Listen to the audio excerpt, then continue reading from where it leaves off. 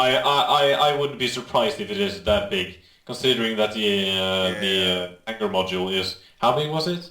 Uh, I don't I'll, remember, 5, I'll wasn't it? I'll check now. I just know, Yeah, Titanfall. it's 5 gigabytes. Yeah. Gigabytes. Only the Hangar module. That's Where just one room. that's just Well, one. it's all the What? rooms, all the hangars and all the ships, but you know what I mean. Yeah, It's not much. only that's only all the hangars and all the ships, and you and just start to realize all the solar systems and all the planets and all the open space and all the asteroid fields and all the stars and everything. And all the cities will be on the planet, so Yeah, over. yeah. Yeah. I wouldn't be surprised if it's up under 100 gigabytes. So Yeah, if you think about it, Titanfall for, I believe, Xbox, isn't that 19 gigs? yeah, 90 gigs for the Yeah, Xbox. that's For the, Titanfall. It's a first-person shooter which have, uh, how many maps? I don't know, maybe It's not 10, 50. Let's 10, say that. yeah, And it's more than 50 cities in this game, so yeah. yeah, and for damn it, what was I supposed to say? I cut you off there. Yeah, you cut me off. Yeah, we can just move on. Yeah. And anyways, yeah, if you want to play the game at a fairly good setup, you have to have a high-end computer from maybe a couple of years back. So maybe you have to upgrade something, or maybe you can just roll with what you already have. But to check your hard drive space is definitely Yeah, required. yeah. That, yeah, and RAM. Yeah, and the You RAM. need a lot of RAMs. Yeah. My, I'm in process of upgrading my computer because I have, I believe, 6 RAM now, and it's a little bit too few. I will get 16, so. By the way, how much did you? We don't use the pounds or euros or dollars, but could you just do a quite quick check? How much did you spend on your computer? Just On my computer, yeah, quickly just calculate. maybe I'll check. I have to small talk then while he is checking out the internet. And he said about oh, I need to talk about how they, because it's not all one universe. That will take too much time to load. So they will have a segment system kind of, which mean that everything where there isn't a player will not be loaded. You will not have a loading screen between these segments, but there if a players are in the segment, there will be uh, there it will be loaded. If there are none, the segment won't be loaded. And if there is more than, I believe Robert said, 100 people in one segment, there will be created Yeah, a 100. new segment. Yeah, how much did you spend? I spent a total of $1,237 and 25 cents. Yeah.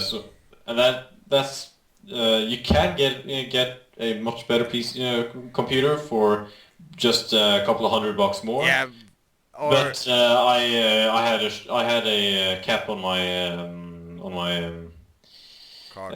order, so I also I don't have all the money in the world either. So And the thing is, we live in one of the world's most expensive countries, so it may be yeah, cheaper. It's just for us, this is normal.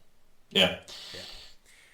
Um. So I will definitely be able to run the game smoothly and on a medium to high setting. But I will upgrade the computer So sometimes yeah so I can absolutely maximize every game I have. yeah, I play Star Citizen, at least the Hangar module, on 60 FPS normally. When I recorded Yeah. the little video, it's on.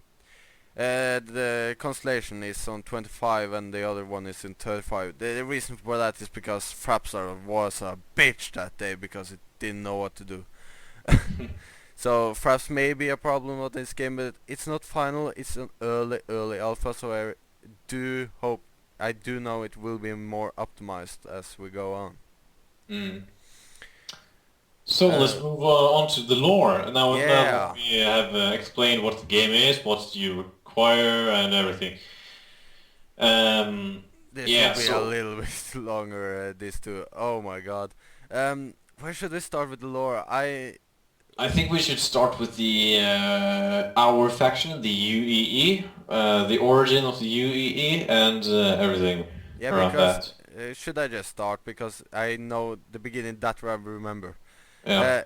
Because the thing was, people did start to understand around. I believe they say it's the 22nd century that we cannot keep on going with just with loads of countries that don't cooperate, because we don't get anywhere. We can't seem to make stuff that is good enough. So we all have to work together, and that we will create. We don't create the UNE at the start. It's the what's it called? The U. I don't remember. I'll No, check no, right now. So I have my facts right. Yeah, we will not say anything that's not correct. That will be atrocious if we did. So at least they started to do that, and the funny thing is the first ship they made, which could do interspace travel, that means beyond the moon. It's a ship. Yeah, it was called UNE, United Nations of Earth. Yeah. Much like the UN today, but the UN doesn't have any political power, actually. No, it doesn't. That's really weird, actually, that it don't. Well, it has some, but the only thing they can do is, hey, Russia, you can't trade with anyone anymore. Oh, you don't care. Oh, well, shit. So that's basically UN. And they started creating ships. I know for a fact that it's just a lore video I saw where they said that the first ship they could do half the speed of light, wasn't it, or something? No, a tenth of speed of light. Yeah, 10. And that was atrociously slow. So, but that meant they could go to Mars, and it wouldn't take. It would just take hours instead of months, and this was a huge improvement. Yeah. And after a while, they found jump gates, which meant that they could like get a explosive kind of blast of speed, which sent them across the universe to another solar system. Yeah, the thing is, I'm not good to explain the lore, hence I have read it, but I have read it not as truly as I have read what the game is. So Yeah, I'll be honest. I haven't read the lore. I've only watched a couple of videos, but they are thoroughly made. So I have good information about it, but not so extensive as the lore itself. No, I don't want to say anything that's not true, so I will just skip a little bit and just summarize. And this is what happened. And what happened now is that many companies, this is commercialized to venture through these gates and start terraforming planets. Because if you terraform a planet, humanity can live there. And this is something that's really important because our planet, Earth, is starting to get really packed with people. And after, I don't know, should we just skip the whole aliens meetup thing and just take that after the lore? Because yeah, sure. Yeah, because they meet aliens, and there are some problems when they meet aliens on this planet, but we will venture into that later. So, but what happens is the planets which are terraformed where lives people don't get that much to say about what happens on Earth, because Earth is still the power that controls, so they are just puppets. They don't like this. So they go to revolution. They want change. They want to be a part of. They want something to say, and then that's when the UNE changes from UNE to UPE, United Planets of Earth. Mm-hmm. And oh my God, I don't remember the alien race. Could you just check it up? What? It's the Tavarian. The Tavarian. That's when they meet the Tavarian, and the Tavarian is not a kind race, as I remember, because they have Or maybe the Tavarian and the Van Duel and the Xi'an. Those are the three races. no The no no three alien Banu races. Banu. There are four Banu. The four. Banu. What? The first one they meet is Banu. Oh yeah, the first one they meet is Banu. Yeah. Oh my God. That's the friendly race that Yeah, they are just they accidentally met them, and they're little bit weird. they're open to trading and everything, so they're a cool race. Yeah, and completely unorganized. Little bit like me. um, but yeah, we'll just go into that. But now we'll. I don't remember them. The T race. The Tarvarian or something. Yeah, the Tavaran. The Tarvarian, and the humans and the Tarvarian start a war. Mm-hmm. And in this war, there are one guy I cannot for the life of me remember what his name was, but this guy gets a really high position in the politics in the UPE after the war, after we have won the war. Yeah, it's called Ivar Messer. Yeah, Ivar Messer. But the problem is, he doesn't want just a big position. He wants it all. Yeah. And that's when the UEE starts. So so he kind of used his power that he got from the war, and used it basically to his fortune, so that he could be the emperor of the UEE, United Empire of Earth. So he basically had the ultimate power of the human race. Yeah, quite a badass though. But after he dies, there are some siblings of his that take on the power as such, but after a while people are sick of this too, and they demolish the empire. Like, it's wrong to say the empire, the emperor, because they are still called the United Empire of Earth, and I believe there are an emperor, but he hasn't nearly as much power as the usual emperor had. So it's more like the king in Norway, where we are from. He's just a show-off position, really. He doesn't have any political power, but he's just there to be there, right? Yeah. And that's when Squadron 42 happens, right? That's when the Squadron 42 campaign launches off where you are a fighter pilot in the Squadron 42. The Squadron 42 is your squadron. That is your platoon of soldiers that you are assigned to, and you are stationed at the Bengal cruiser. What's it called? Star Citizen Bengal cruiser. Oh, I just remember that's something we have to talk about afterward. It can go into lore, it's no matter. It's just a game mechanics, two of them. Yeah. I can just talk about one while I look it up. It's the first one is the character creation. We have to talk about that. Because what's leaked is you start the game in a Squadron 42 sort of compound, and you go into the toilets, and this is a real funny thing. You have a girl's toilet and a men's toilet, and the one you choose is the sort of sex you have. So you go into, let's say I will go into the men's toilet because I want to, play a man. Yeah. And as you go in, I don't know if they show you do the stuff, but and after you're done, you're gonna come to the sink and wash your hands, but you will wipe off the mirror, and then as you do that, you have to choose how you will look. Yeah, it's really interesting and a really cool feature to implement. Mm. And the other things I want to say is, it just reminds me when we talk about the other Emesser and that he is a big person. There will be big persons like Dread Pirates and such which are have huge bounties on them.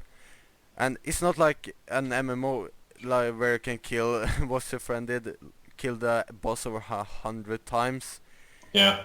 If you kill a big person in this game or any person, you are the one who killed that person. There Yeah, are no other things that can say, "Oh, I killed him." Oh, me too, because yeah, that's not yeah. true. There are definitely many pirate lords, but there's only one of a kind. So if you killed Ben Star Traveler, the great pirate, you are the one who killed him. No one else can do that. You have that on your template that tells your story or whatever. No one else can do that, and I find that really cool, considering that no other game really has that in a multiplayer game. At the same time, if you die, you said that they have you have medicine in this time around the year 3000 has gone so far that you can almost be obliterated and still be put together. Yeah. But the human body cannot do that so many times. So you only have you don't have infinite respawns kind of. Yeah. So your body has like, let's just say your body have 5 lives maybe, so you can die 5 times. And after that, your character, your main character, Time your Lord. Time Lord, whatever. So after that, your first character is essentially dead, and you will be carried over to a screen where you are essentially at their funeral, and then you will make a new character that will be the successor of your first character. Or if you made a character before, if you have two characters, then that character will be your next, and all the belongings, all the money, all the Ships, all the ships, weapons. hangars, and all that stuff will be carried over. But I don't think the reputation will come No, over. no, no. And No. if you have a bounty on them, on you, and you die, that will that will that will neither be put over. So Mm. if you have played like a pirate and you, oh, I don't want to do this anymore, and you die, wow, that sounds wrong. If you die, then you can just be your son maybe and be good because you want to revenge your father and his bad reputation as pirate. You want Mm. to prove that your family is not all bad. Yeah. And it's a really nice touch. And this thing is, if you when you're killed, if you're, let's say you're shot in the eye, Hmm. when your character gets up again, he has a cybernetic eye. Yeah, it's real cool. Or if you get Or maybe a eye patch where if you like yeah. that. Oh, I just want to spawn in the game and get you to shoot me in the eye so I can have a cybernetic eye. Because my uh, character has that, so yeah, your character has that, of course. yeah. That's what happened to my character, by the way. Not Yeah. that I fell on a spike or something. Absolutely not. But Uh, yeah, should yeah, we? yeah, we should go on. Let's talk a little bit about the aliens because they are Yeah, really cool, and I like the aliens in this because we can start about the Banus, because they yeah, are the first one humanity meets. yeah. So the Banu or Banu, they are the first race that alien race that we meet. They are we met them accidentally as a. There was one guy who was traveling around space on the outer rim of our control space and was salvaging some ore, some stuff, and he saw a ship, and he thought that that ship was after the same prize as he was, so he took it as a threat and attacked the ship and essentially killed an innocent alien that he didn't even know was an alien. So he contacted the authorities, the UEE, and and it all was sorted out, and the Banu recognized Apology. yeah, they recognized that it wasn't on purpose, so of course, the UAE apologized in a way, and they established a communication, and They started well, trading, and there's what I come in where they say that Banu is not organized at all. I believe they have no government. They are yeah, just they like, have no government. It's just do whatever, yeah, just. just yeah, do whatever, do what you But, want. but they aren't hostile, and they are very Kind. kind and welcoming in their society. And the reason why I said I love the aliens in this, because I will, when I edit this video, I have to remember to put up a picture of the Banu and such. They Mm. look humanoids. They are humanoids. It's the most stupid thing every science fiction thing does ever. Is they make an advanced and intelligent race not having thumbs. Mm-hmm. And believe me, if you try to do anything without thumbs, you will see it's fucking impossible. You cannot do anything. Mm-hmm. It's just like, I can't. So, and I, I do believe that the human race has evolved for such a long time that we may not be at peak of our evolution. We may evolve more, but every intelligent race have to have some key features, and I believe opposite thumbs is one of them. Mm. So you can grab stuff. Yeah. So the next one that we met, wasn't that the Vangul? No, we met the Cyan first. Yeah, the Xi'an or Zion. Those were the next. They were on the left side, I should say. We are in space. There are no left or right side. It's Damn, like I'm stupid. yeah, because it's like going out to outer space. Oh, I'm up ahead of you. Where? Because Yeah, right. did you know if you're talking to a person and you have no clue what's around them, or you can't use the words left or right, you cannot say where they should look. Because the thought process is if you're talking to an alien race which don't have left or right in the language, Mm-hmm. you can't say, oh, we are left to you, because Mm-hmm. you can't describe, don't know which environment they sit in, so you can't say, oh, there's a bench there, Yeah, to that well, side we are. yeah, whatever. Yeah, it's the same in space. Yeah. Yeah. Yeah, I tangent off. Sorry. Yeah, but so the Xi'an, they are they aren't so developed as a race that we are. They only have newly started to colonize other planets, and they are, I would say, a couple of 100 years behind us in technology-wise. and that's it. But they are while the Banu is completely friendly, the Cyan is kind of more neutral. They are Yeah. not. They are more like, I will not say a cold war is between humanity and Cyan, because Mm. that's wrong to say, but it's unstable. If there are attack on a Cyan ship, the Cyan will react to that. Yeah. And that's kind of a dangerous thing, and the only thing that makes them not a threat because of us is what you said, they are a couple of 100 years behind us. Mm. And some other things that the Cyan, I say Cyan, Yeah. they do not live for 100 years like humans does. They live in 1,000 years. So Mhm. for them, they don't count in decades; they count in centuries. Yeah, They- they are, and it is in their law to that every single individual have to serve in the military for a certain amount of time. If you are a pirate and you have to run away from the authorities from the UEE, then and perhaps you end up in science space, then you should definitely think about is removing it you from there.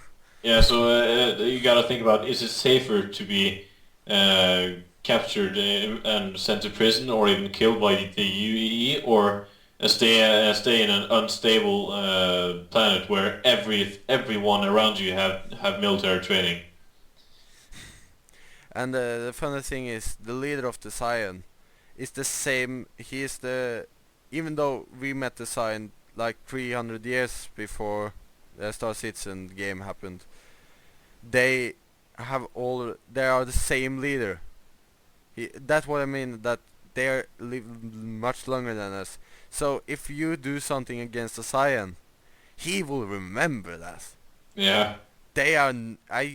We have not yet get to know this, but I am certain they are not short angry. They will remember and be angry for you a long time. Mm. So should we just pop on up to Vangul? Yeah, the Vanguard. The Vangul is we tried to establish a friendly tone with them at start, if I don't remember rightly, but they won't have a friendly tone. No. They are a pirate and a nomad race. They have no home planet. They Mhm. just travel around the universe and attack what they can find. Yeah.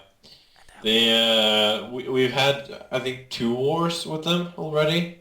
Yeah, there will And be another war. and there will be another, definitely. Yeah. And maybe we'll see that in the... Oh, I just want to be a massive, massive Star War. Yeah.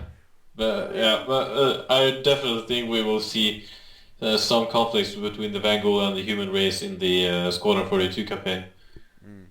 And the last race is the Tarvarian, but they are extinct because they went to war with us. Yeah. Yeah. And we kind of screwed them over, so yeah. Yeah, there aren't that much to say about Vangul because we don't know that much about them. Hence, they are, they are pirates. So if you see a Vangul ship, run for your life. Yeah, Unless you want to kill them. Yeah, you definitely have to expect them to make the first move, or you will die, or you have to make the first move, or you will die. There one last thing on the lore and stuff before we will move on to the ships, which I want to go into, and that's the organizations in this game. Yeah, the organizations, of course.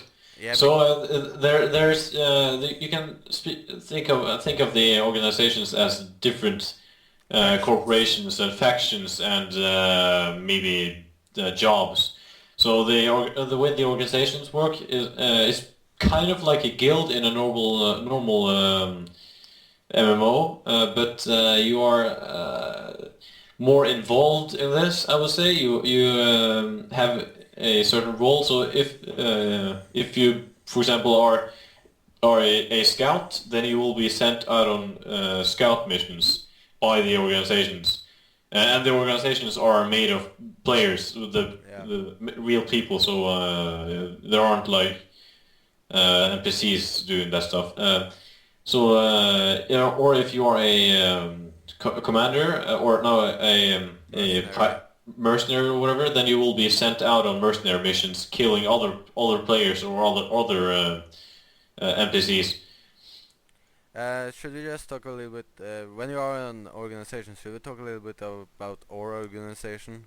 Yeah, we are a member of the organization Tactical Advance, or TADVANCE, which is I'll bring it up as we speak. Our roles in this organization is I am a scout, and that's why I said earlier when we was in on the dogfighting module is I'm gonna be prepped for dogfighting, because that will be my job in every single thing I do. I will be the dogfighter. And I will fly little fast fighter ships, and RJ will fight big kind of ships. Maybe capital ships even later on. But I'm at the Tactical Advance page here. It says job description: marketing executive. We here at the company have a simple but effective vision for making this business great. Establish a successful trading and exploration operation and have fun doing so.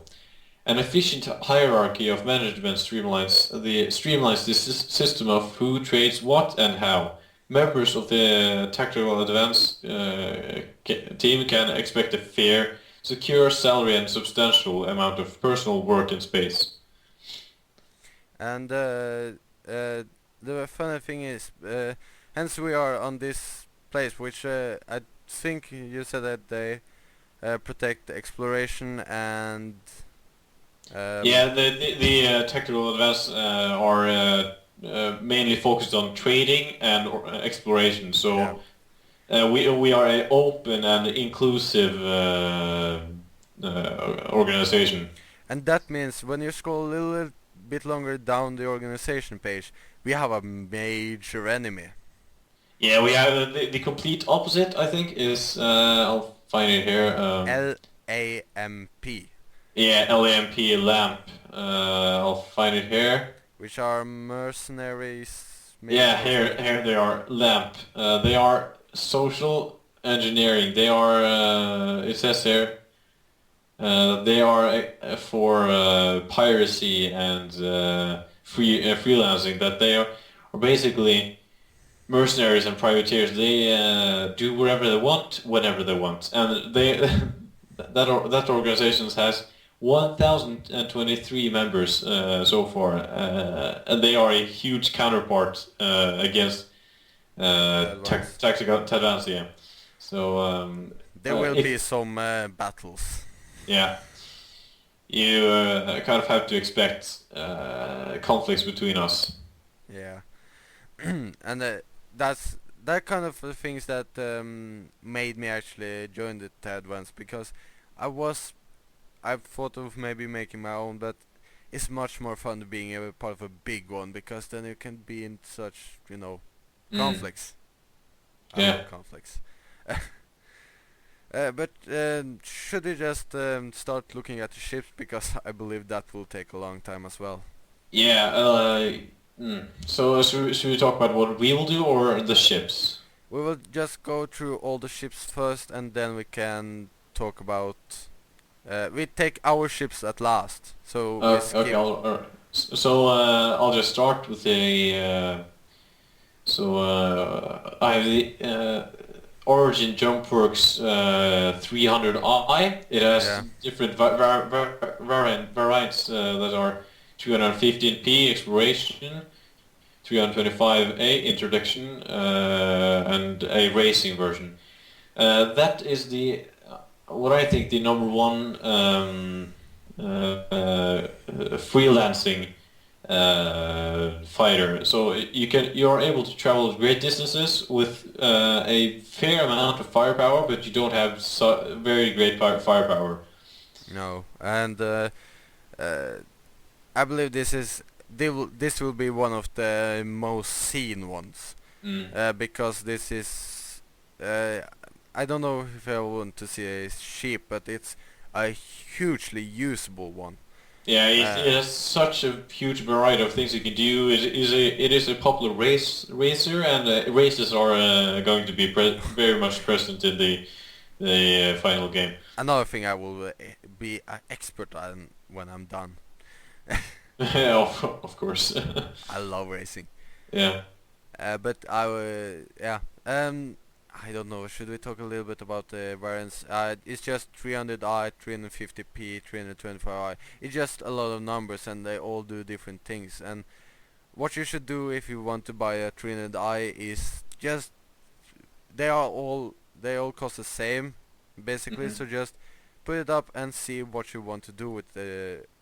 But just picture what you want to do in the game and choose therefrom. Yeah. So the next ship is this one you don't know very much from, so this will be a short one. But the next one is the Origin JumpWorks M50, and this is just a racing ship. This is the racing ship I will use, I believe, because it's a small ship. It's a really small ship, and that really benefits me because I like being agile, and I believe this is going to be a really agile little ship. It's got.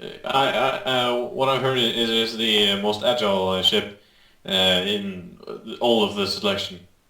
I can, if I see on the measurements, it's 11 meters long, 10 meters wide, and 3 meters high. And the nearest one, which are basically the same, is in the same class, which is a racing ship, is the 350R. And it's 24 meters long against 11 meters and 7 meters high instead of 3. Mm. That just shows you that this is going to be a lot quicker. Mm. But if you, of course, if you have a smaller ship, then you will have a smaller cargo bay or cargo space, so you aren't able to carry as much cargo or stuff or whatever you are carrying. But we have to skip. That's all we know about the M50. It's not much information on it yet. It's done, I know that, but it's not many variants of it, and yeah, it's not for sale yet either. So the next one is the Anvil Aerospace F7A Hornet. Yeah, that is what I think the most popular fighter jet. It is very usable in many different ways. It has a lot of customization or upgrade slots where you can place turrets, you can place rockets and sorts of stuff, all sorts of different upgrades. So yeah, you have a huge selection of what you can do with the F7A Hornet. Yeah, I believe actually this one I will read a little bit of the description. The UE Navy's premier carrier-based fighter craft. This means that this is the ship that UE will use. The F-7A is the frontline attack ship for military combat missions. While not outfitted for long-range runs, the Hornet can take her share of hits and dish out a consistent, powerful response. So this is a ship you will use mostly in close combat. So if you want to use the ship, maybe it could be useful if you have a friend or something that could help you with fuel, because it's not a long-range ship. Mm-hmm. So if you want exploration, maybe think about a little bit something else, really. Yeah. So next up we have the Avenger. The Avenger is basically the precursor from the Hornet. The Avenger the Aegis Avenger has had a long and storied life as the standard patrol craft of the UEE Advocacy. Although aging, the Avenger features a sturdy, reliable hull and the capacity for larger than expected engine mounts, and a front-mounted cannon guaranteed to strike fair into your opponents. And if you look at it, the thing it reminds me of is our F-16, and it's kind of funny. It does. And I believe that's the point of it. Yeah, it really looks like a fighter jet from our time. Yeah. The thing is, I don't know if I want to talk more about this, but the next one is the motherfucking Vandal Sight. Yeah, Vandal Sight, yeah. I really want to fly a Vandal Sight. Yeah, the Vandal Sight isn't currently available for purchase, or... It will be soon, though. Yeah, soon it will be available for purchase, and of course you will buy it instantly. I will sit on a page. F5, F5, F5. It's ready. Boom. Yeah.